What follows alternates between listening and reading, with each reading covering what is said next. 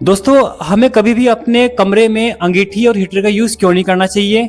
जानते हैं इसके पीछे की साइंस। क्या होता है जब लोग मर जाते हैं अंगीठी का यूज करने से या हीटर को ऑन करते हैं तो क्या होता है उनके कमरे में? जानते हैं इसके पीछे की साइंस को।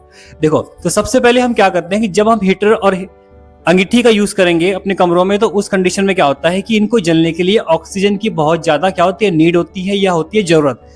अब ऑक्सीजन की होगी जरूरत तो हमारे कमरे के ऑक्सीजन लेवल ये एकदम से हो जाएगा डिक्रीज, यानी कम हो जाएगा, क्योंकि अंगीठी अंगीठी जलेगी या हीटर जलेगा तो हमारे कमरे का ऑक्सीजन लेवल बहुत कम हो जाता है।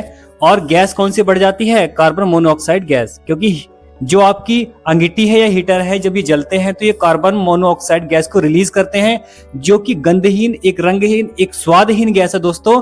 जब ये निकलती है तो हमें इस चीज का एहसास बिल्कुल नहीं होता, ना ही इसमें स्मेल आती है, ना ही इसमें कोई टेस्ट होता है गैस में, और ना ही ये हमें दिखती है।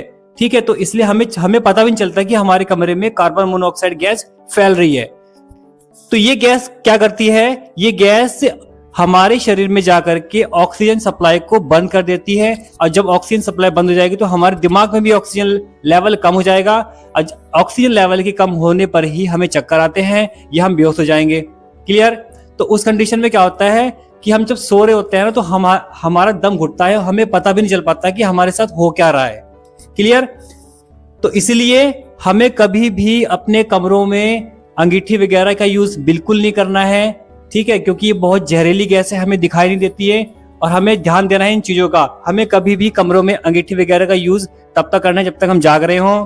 कमरे में वेंटिलेटर वगैरह हमेशा खोल के सोने चाहिए, हीटर को ऑफ करके सोना चाहिए, और कमरे में पानी रखें जिससे ह्यूमिडिटी बनी रहे। अगर शॉर्ट अच्छा लगा होगा और शेयर कर देना दोस्तों में सभी।